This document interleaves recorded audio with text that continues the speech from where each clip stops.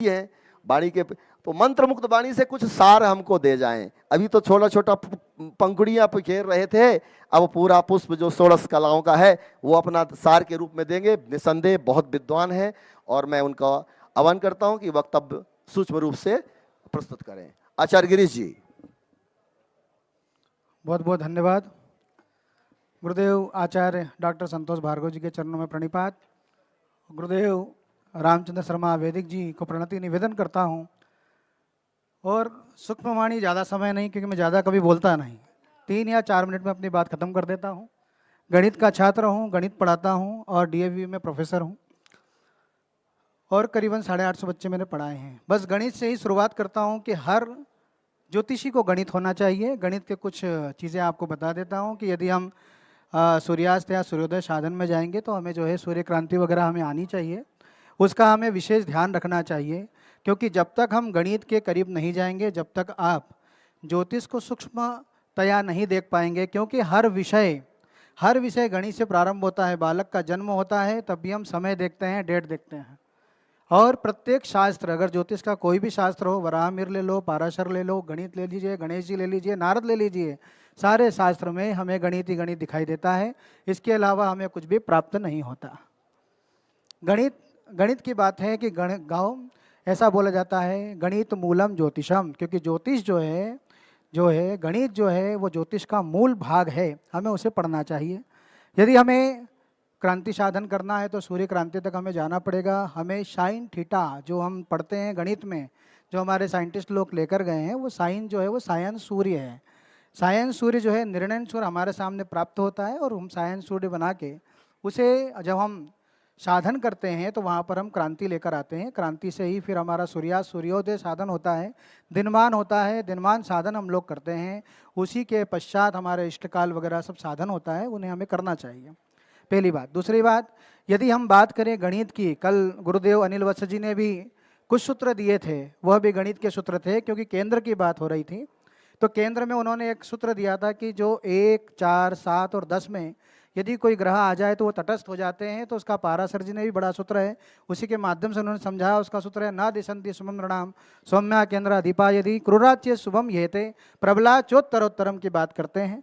वहीं पर वो केंद्र के दोष की भी बात करते हैं। पहले वो प्रश्न करते जाते हैं, पाराशर मुनि जी ने पहले प्रश्न किए हैं, बाद में जाकर उसका उत्तर दिया है कि धर्म कर्मादि नेतारो व्यत्यन तावुभो की बात करते हैं। यहाँ पर तो आप कह रहे हैं कि यहाँ पर केंद्राधिपत्य दोष लग रहा है, लेकिन यदि वो नवम भाव से संबंधित हो जाए या नवम दशम संबंधित हो जाए तो यहाँ पर भी वो शुद्धता की ओर जाता है, वहाँ पर योग कारक ग्रह हो जाता है, यहाँ पर भी गणित आया है।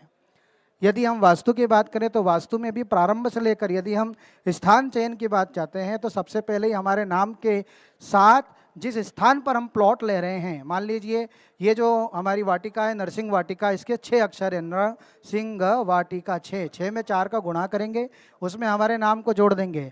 मान लीजिए गुरुदेव ने यह जो स्थान चुना है, इसमें क्या हुआ कि 6 चौक 24 और 3 संतोष, 3 हमने जोड़ दिए, 27 और 7 का भाग लगाएंगे तो 7 या 21, तो हमें 6 लब्धि आती है।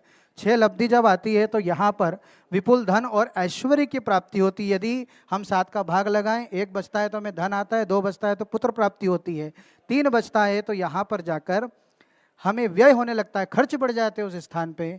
4 यदि बचता है तो हमें राजयोग की प्राप्ति होती है, 5 बचता है तो हमारा योग और व्यापार बढ़ता जाता है, 6 बचता है तो वही राजभोग की प्राप्ति हो जाती है, और 7 बचता है, 7 तो बचेगा नहीं, 0 बचेगा, तो वहाँ जाकर मृत्यु हो जाएगी। तो वास्तु में भी गणित आया है। और फिर बाद में हम भूमि का चयन करते हैं, 1 हाथ चौड़ा 1 हाथ ऊंडा गड्ढा खोद कर हम 100 कदम जाते हैं, फिर आते हैं उसमें पानी देखते हैं, यदि पूरा भरा है तो ऐश्वर्यवान है, आधा भरा है तो मध्यम है, और अगर सूख रहा है कीचड़ बच गया तो उसे अधम की श्रेणी में लिया जाता है। यहाँ पर भी गणित है। दूसरी बात, मुहूर्त चिंतामणि की बात करते हैं, मुहूर्त में भी गणित आया है। यदि हम कोई मुहूर्त देखने जाएंगे तो ग्रह नक्षत्रों को हम देखेंगे किससे किसका योग है, तो योग देखने के पश्चात भी यहाँ पर गणित आया।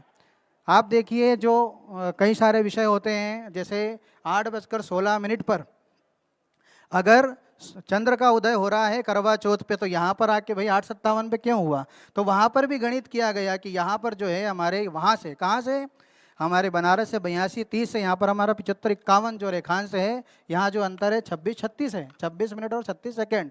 और उस दिन का जो वेलांतर रहा, वेलांतर जो है +15 रहा, +15 रहा, तो उसको 26 36 में +15 किया तो यहाँ पर हमारे सामने जो लब्धि आई है वो आई है 46। तो यहाँ पर इस तरीके से वहाँ चंद्रोदय 8:16 पर हुआ है और यहाँ पर हमारा जो चंद्रोदय हुआ वो 8:57 पे हुआ है। इसलिए यहाँ पर हमें गणित विषय को जानना पड़ेगा और गणित के मार्ग से यदि हम आगे बढ़ेंगे तो वाकई हम एक अच्छे ज्योतिषी और अच्छे मार्गदर्शक बनेंगे। बहुत बहुत धन्यवाद। आगे की वेला बढ़ाते हुए धन्यवाद डॉक्टर गिरीश व्यास जी।